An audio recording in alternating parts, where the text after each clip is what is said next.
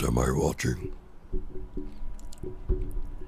I'm watching some lame-ass video by Nostalgia Critic, and then he's gonna give me a review. Let me know when you're ready. Hit it. I don't think I've seen the television. Hello, I'm the Nostalgia Critic. Remember it, so you don't have to. And see how we are still in the month of Nostalgia-ween. Oh dear God. I figure we would play a little game, simply known as the Stephen King drinking game. Damn. Okay. Sadly, I can't play. King. His prose are great, but his stories are crap. He has wonderful setups, but disappointing payoffs. He creates some great characters, and fortunately, you get to see them over and over again. And one of the best ways to see his continuing patterns is to look at the ass-numbingly long TV miniseries, It. Oh God. Based on the Stephen King book of the same name, it is another one of those films that loves to succumb to the melodramatic cliches that always seems to make it into every one of his stories. But what really surprises me is how many people say they're actually afraid of this movie. And that's why I've invented this drinking game to calm your nerves. There's a lot of movie to watch and a lot of booze to drink, so let's take a look. First of all, take a shot if your Stephen King story takes place in Maine. Well, that didn't take long.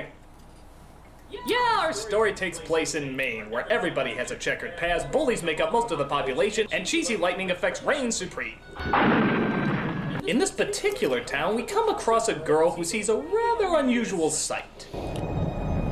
Hi. Tim Curry! And if that's not scary enough, it looks like he's coming from the Black Mass of dear Ronald God. McDonald. What is that, clown?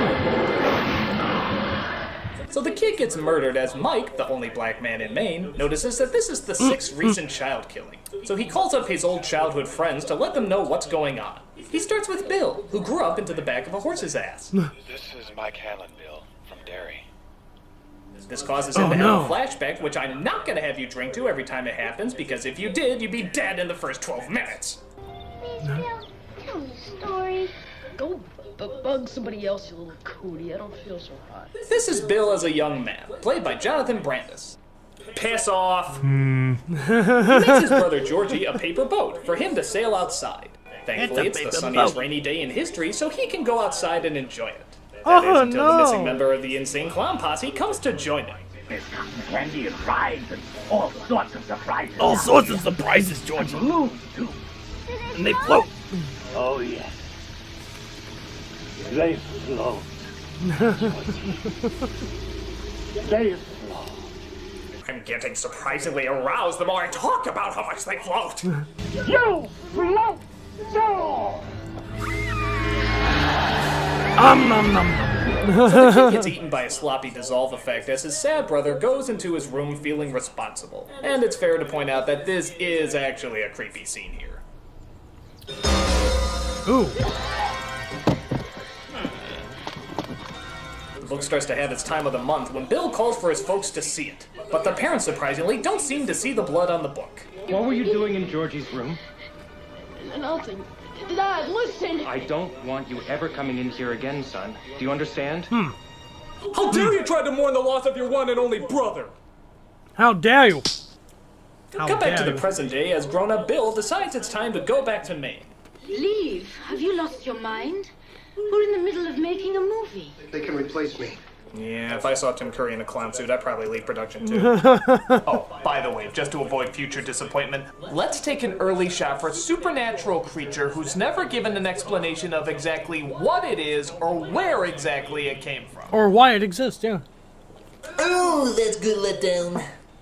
Meanwhile, we cut to another childhood friend named Ben, played by John Ritter. Would you believe I used to be fat? I bet you were real cute. No, not just fat, but a regular butterball. Bet your fern I was. We used to say that as kids. You bet your fern, huh? I was F-A-T. No. Yeah. Oh, fat kids are hot. Tell me about your boy tits. Hello? Hey, Stack. It's me, Mike. You're dead, bad boy. Oh, shit. These flashback transitions are getting a little silly. Extreme close-up! You're dead, bad boy. Listen, it's come back. narrator says no to his hoe on the go Who's as he come sits back? atop a What's tall come building back? and ponders his past about being the new I don't know kid. it. Welcome to Derry. Thank you, Miss Douglas. Oink, oink. What a porker. Henry Bowers. You will stay for 1 hour after school every day this week. Now, report to the principal's office. You're dead, fat boy. That I'm going to allow. Threatening his life is okay, but calling him a porker is simply going too far. So Ben meets up with a girl named Beverly. They seem to hit it off pretty good, but the chorus from Grease has other ideas. I want to make sure you remember my name. I'll remember, Henry. I'll remember. How am I going to make sure? Oh, I almost forgot. Take a shot for the one-dimensional bullies that have no development or redeemable qualities whatsoever. Silly me. I thought I came across one that had some form of humanity. So he loses the bullies as he comes across the kids from Stand By Me, I mean his classroom. And of course they become very good friends. But that doesn't help smooth things over with his stepfamily. Hey, Mom, listen to this. Betty's in love. Give us back. Oh, Mom, Mommy, stop that! Benjamin, parents can stop that immediately, you young ruffian. I hate you. You're only here because Mom says it's our Christian duty. Hey, take a shot for a heavy-handed slap against conservative fundamentalists. What? That doesn't count? Well, surely there's gotta be some overblown wine fest against Christianity. Oh, all right. I'll have to read another one of your stories to see that religion is evil. So Ben comes across some sort of sewer entrance where the evil clown is waiting for him. Come here, son. You'll like it down there. You'll never have to grow up. Daddy? Yes, my dear. Would I lie? They'll float. So the clown doesn't really hurt him or anything. He just sort of points at him and calls him fat. What a jerk. But we cut to yet another childhood friend who gets a call. Beverly, who's hitting the sack with a coworker in the 90s who's so successful that his mullet is almost reaching his knees. I've got to go to Maine. That was Mike Hanlon on the phone. You remember the call at work today? He's an old dear friend. I have to... Oh yeah, I forgot. Everybody in the Stephen King story is a jackass except for the insecure poet and or loser. I think that calls for another shot. Why are you all spinning? Get into bed. No. Then maybe you can leave this house in 2 days instead of 2 weeks. Not ever again! Bev, you need me. Bev! Nice emoting there, guy. Bev! Ben! Luckily, a cab comes to take her to our next flashback, where we see that Ben has left a poem for her. What you got there? Nothing. Let me see that. You've been fooling around with some boy? Sometimes I worry a lot. Daddy, please.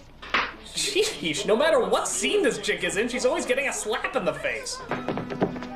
You get right the hell back here, baby! Or before I got home with the skin off of you! Oh, of course! Rednecks! Can't forget about the rednecks. That calls for a shot.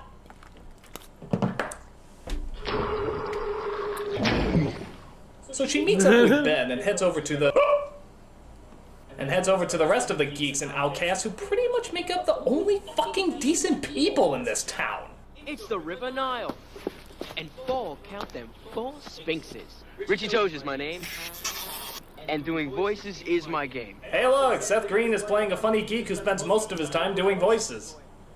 I'm far too tipsy to make a joke out of that. So the gang gets together and starts making a dam. Why? Because it's fucking Maine, and by God, that's as exciting as it gets. Hell, there's even some famous jerk-off writers who write about it. That's how exciting it is up there. So we see Bev and her father back at home when alcoholic! They're always in Stephen King stories, alcoholic! So she goes to the bathroom sink where the clown snot bubble clogs up her drain and gets blood all over the place. Just like before, the grown-ups don't see it. Get to bed. Bloody boogers. Sorry, I think the alcohol started going to my... Yeah, the alcohol is talking. Totally. Camera's pretty. Anyway, cut to the next childhood friend getting a call, which appears to be Andy Dick searching for his happy pills. Where are you going? I gotta go go back to Derry. Derry? Yeah, because soy was too bad. That dirty little town. There's nothing for you there. There never was, Eddie. Why is it these people have a talent for surrounding themselves with the craziest fucking nutballs? Is anyone in this world outside the main characters likable? What kind of water are they drinking in Maine to make them such assholes? Insert, here's a big surprise, another flashback. So we find out that Eddie was the kid with the inhaler, as we see that his mother had a tight grip on him even back then. See you tomorrow, Eddie. Eddie has to rest tomorrow. I don't want you to play with him anymore. No good will come of it. But Ma, they're my friends. You don't need any friends, Eddie, except for your own Ma. I think that's bad. You should see his brother. Speaking of shower scenes, Eddie gets a doozy from the clown as he walks in the shower room and finds out that the showers in the gym are stretching out. Yeah, that's about it. The kid can leave whenever he wants, but doesn't, so it's kind of stupid. This is a little inconvenient, Eddie. Just hold on while I make a few adjustments. Oh no! He's being attacked by the California Raisins! Come on! The stop motion was horrible! Here I am, Wheezy. Oh, come back anytime. Bring your friends.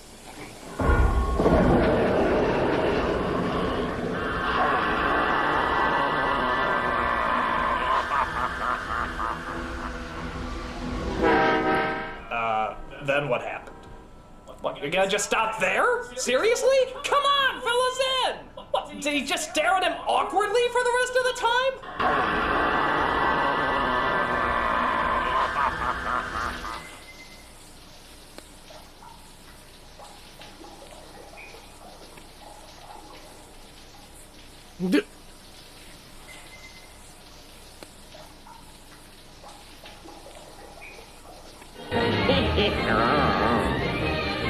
So we cut to the Seth Green kid all grown up when... Oh, hold on. Let me guess. The phone rings and our flashback happens! Mike Hanlon from Derry. Sees Seth Green chased by the bullies again, big shock, and runs into the principal. So he's ordered to go downstairs and come back up with a mop. Here come. But he's afraid because he's suddenly attacked by Teen Wolf. Wait, let me guess again. He turns into a killer clown, talks about his floating fetish, shows off his sharp teeth, and then does nothing. I'll show you how to slow down. Why doesn't he just eat these fucking kids? He's eating like half the other kids in the neighborhood. I Why doesn't agree. he just finish them off? I mean, what the hell is more important in his time? Rawr, I got you now, little boy! Ah! Oh my god, it's almost 3!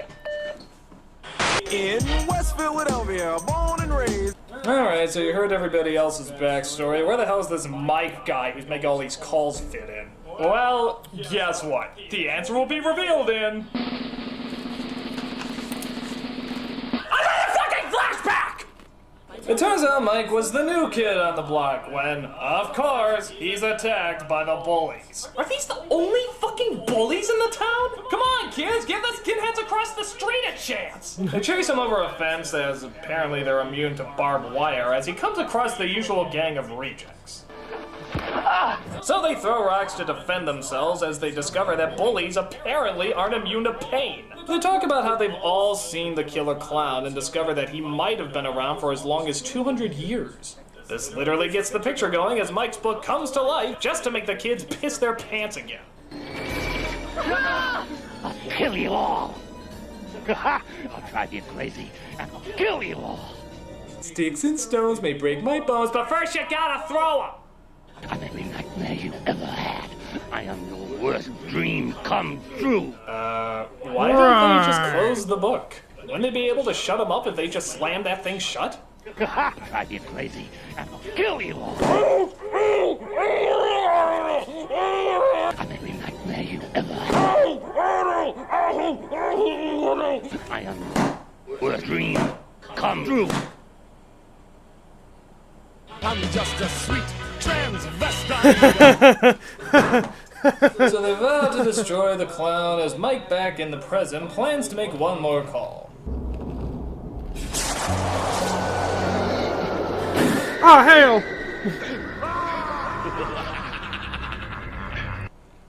Balloon! So Mike makes his last call to Stan, resulting in, oh, blow me if you don't know. Courteous, kind, obedient, cheerful, thrifty, brave, clean, and reverent. They find out that Bev is really good with a slingshot, so she's the perfect candidate to shoot Silver into the monster. Friggin' Silver! Mother's earrings, baby. Solid silver. That's just stuff in movies. Yeah, that's just stuff in the movies. This is a killer clown that can turn himself into a werewolf. You know, real life. So they go into the sewer where they think the clown is. As it turns out, the bullies are there waiting. Where are they going? Down in the sewer, stupid. Yeah. And guess what? They're not coming back out. Did you get that, audience? Okay, in we go. So they go into the sewer to try and fight the monster. This is really suspenseful because I have no idea which characters are going to make it out alive except for all of them. Now, before you die, I want you to think about every rock you threw. Stop! The one-dimensional villain sees murder as the only option. That's in every Stephen King story. I said I'd call murder a shot.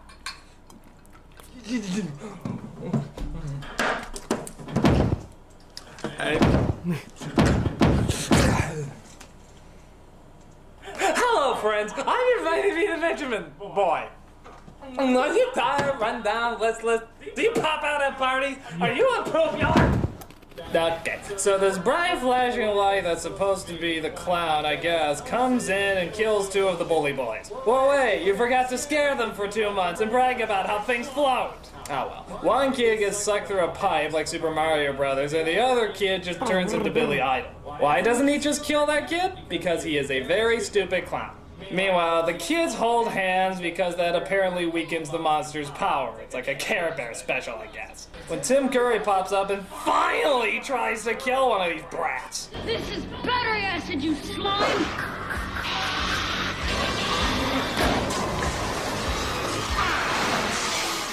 Yeah. This is what you were afraid of the whole time, guys. An acrobatic stop-motion clown with a flashlight coming out his head. I'm drunk, and even I'm not afraid of that.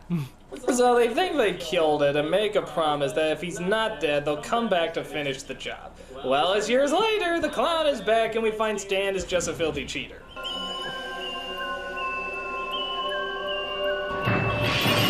Oh no, she dropped her can of beer. Isn't that the drink that the movie Steel made famous?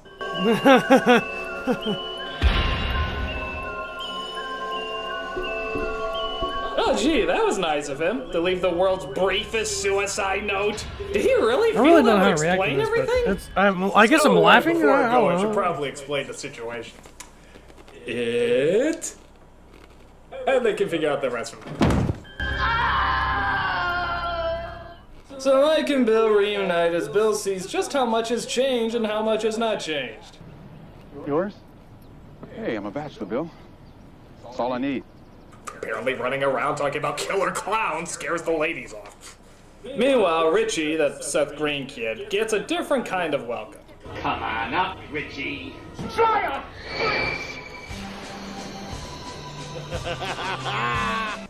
It's those wonderful balloons where even though no one can see or feel them, it still makes people somehow flinch. If you see... Excuse me, sir. Do you have Prince Albert in a can? You do? Well, you better let the poor guy out. Maybe it's because I'm drunk or something, but, Tim Curry's a riot. Were people really scared by this guy? He's hilarious. I don't even think his scene is supposed to be this long. I think he just decided to stay on set and annoy everybody. I had to go. I had to get cleaned up.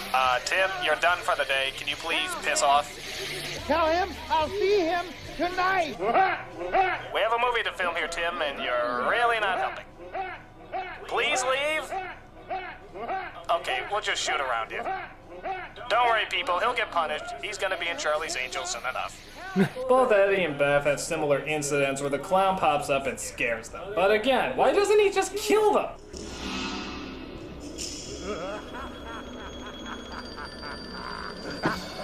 Boy, they're really banking on balloons being scary, aren't they? Do they really think that's gonna threaten people? If that's the case, maybe this movie was a stalker film. Okay, so they meet up at a Chinese restaurant for a nice big reunion. Well, the camera circles around the table enough times to make you puke, though to be fair, maybe that's from this obnoxious drinking game. We see the only surviving bully is now in a mental institution, where he's transformed into Matlock.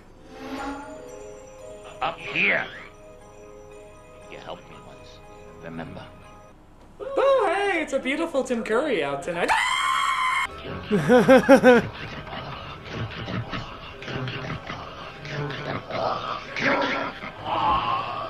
am the shadow on the moon at night, filling your dreams to the brim with fright. Meanwhile, back at the restaurant, we see that the fortune cookies have been replaced with Marilyn Manson's wind-up toys, which of course scares the living shit out of them. This leads them back to the library where they try to figure out what the heck's keeping Stan so long. You tell that loser that if he hasn't left already, he's a dead man. We all managed to show up. I have never felt so much love in one room in my entire life. It's great to be back in Derry, breathing in that old Derry air. Let me continue to be incredibly inappropriate as we build up to the obvious dramatic payoff in 3, 2, 1. Stan is dead. Oh no, we were assholes! Well, let's mourn his loss within our flashback. He said he didn't mean to go into that house, but this voice kept whispering to him.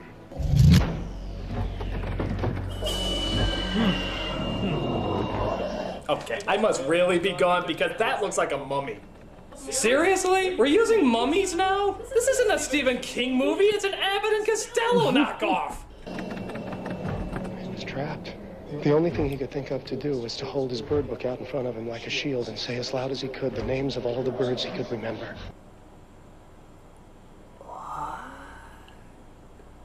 Hold his bird book out in front of him like a shield and say as loud as he could the names of all the birds he could remember.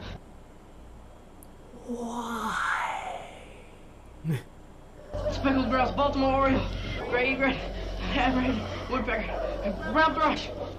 Oh, well, and it worked? What the hell? What sense does that make? What, are mummies just allergic to the sound of birds' names? European swallow! I hadn't thought of it until just now, I swear. He said, I looked into its deadlights, and I wanted to be there. Deadlights. Okay, what is up with these stupid sound effects whenever there's a flashback? I mean, will any sound effects do? I looked into his deadlights. You looked into his deadlights? I looked into his deadlights. Jerome got something here. Anybody else? God. Oh my god, more balloons! More balloons! Hide your family! Get down, balloons! Ah! Seriously, will you knock it off? There's balloons everywhere in this picture. They're not frightening. I mean, come on! When is a balloon ever gonna look intimidating?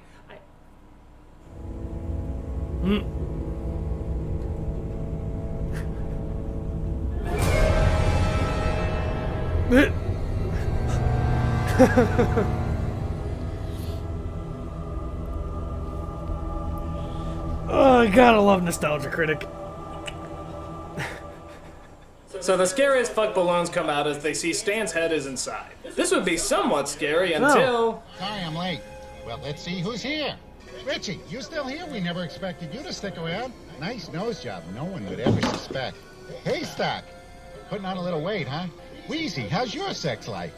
What's your sex life? This is turning into a stand-up routine at Jeffrey Dahmer's house. We all float down here, and you will too. They all float! So I guess they don't find the talking head that funny, and they get the hell out of there. Meanwhile, we see the bully escape from the mental hospital by...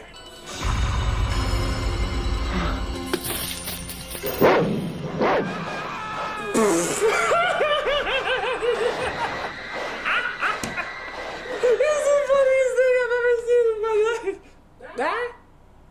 It's supposed to be scary?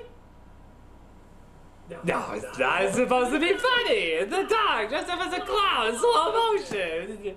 Huh? That was really supposed to be scary? Well, it's not. It's not. So after that...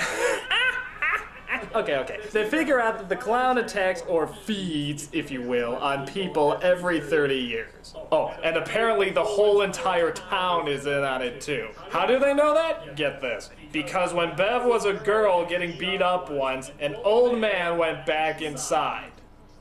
Yeah. Because that one dick cheese didn't help her, that apparently means the whole town is crazy. I couldn't believe it. He just turned around and went inside. That was when it really hit me. There was something terribly wrong in Derry, with Derry. Mm-hmm. Isn't it obvious? Wasn't it obvious anyway, from the Matlock beginning? attacks Mike, but they manage to fight him off and kill him. They bring Mike to a hospital as Bev starts to analyze the situation. Why is it doing this? Because it wants to. Why is it That so is why. mean? You would think that a psychotic killing clown would be a little nicer. Yeah, you'd think that. I be so blind? If you see it now, you're not blind anymore, Bev. Huh? Boy, this chick really gets around, doesn't she? I mean, I think she's literally felt up every single person in this group. I can see why they hung out with her. She's easier to get into than an art college. You can't trust anyone. If anybody asks, the party got out of hand, dancing on the table, you took a fall. Anyone who's seen me dance will buy that. Well, that's great. And how are you gonna explain the dead, escaped mental patient? You're not seriously suggesting you walk out of here and leave him lying there. You're not seriously suggesting we walk out of here and leave it lying there. Yeah, that's what I'm suggesting. Why don't you call the police? This whole town is it in some way, all of them. Bill's right. Really? We're still on this? Because one old fart went in and jerked off, that means the entire town is crazy?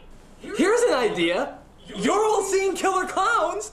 Maybe you're crazy. Did that ever occur to you, you crazy sack of crazy? So they all decide to go back into the sewer and kill this thing once and for all. So what kind of weapons are they bringing, you think? I don't suppose anybody thought to bring anything really useful like a machine gun. I brought this. It's the only thing I saved from those days. Oh, that's great. They're bringing a slingshot. They can either bring a machine gun or a slingshot. Rambo or Dennis the Menace. You're going down, Mr. Wilson. Pew, pew, pew. Oh, come on. Guys, what the hell are you gonna do now? Sing Kumbaya? Wake up. Take a breath. You smell that? That's death. You hear the wind? That's death. You feel the ground? That's death. You feel the itching in the back of your head? That's probably a mosquito. Mosquito of death!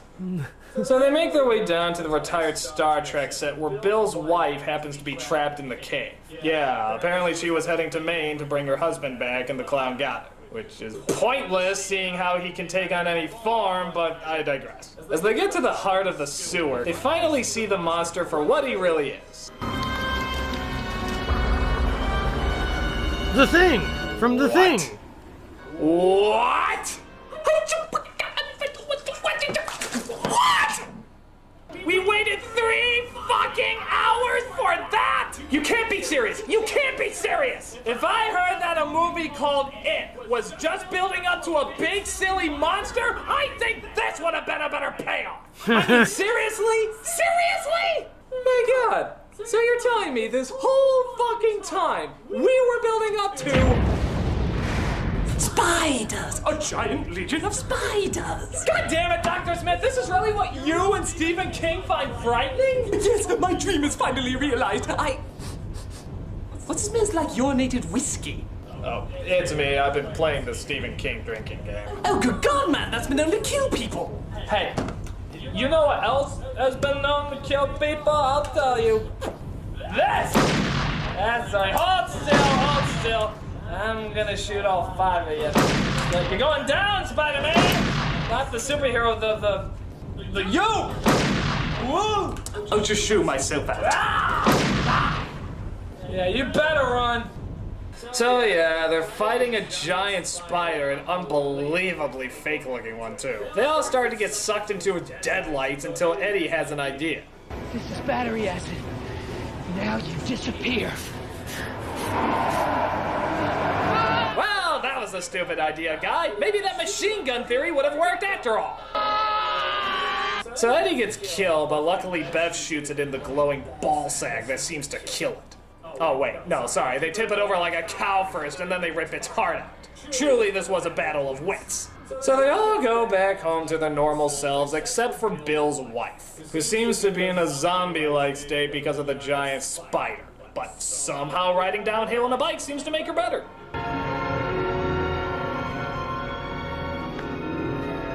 So yeah, the character that had like 2 scenes, a few lines of dialogue, and barely any presence, she's gonna be okay. Yeah, I know you're all on the edge of your seats about that, but yeah, she's gonna be okay now.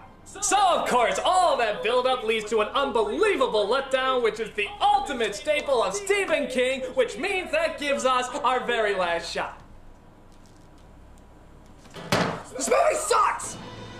I mean, the stuff with the kids is tolerable because the kids themselves are actually pretty good actors, and of course Tim Curry's a lot of fun, but half the adults are just terrible. The plot makes no sense, it's melodramatic as hell, and it all suffers from those Stephen King stereotypes we've seen a bajillion times before. And plus, what's with all the balloons? They're not scary. Why do they keep thinking they're scary? What, were they high? I mean, seriously, who in their right mind would ever think a balloon is scary? Stephen King. Apparently.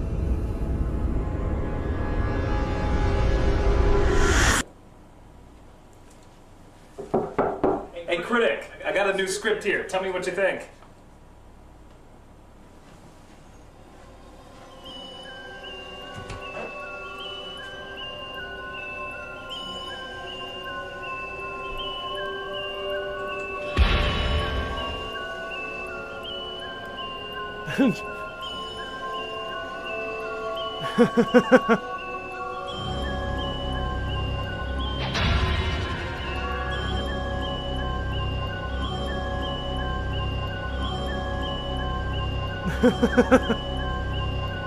God damn it.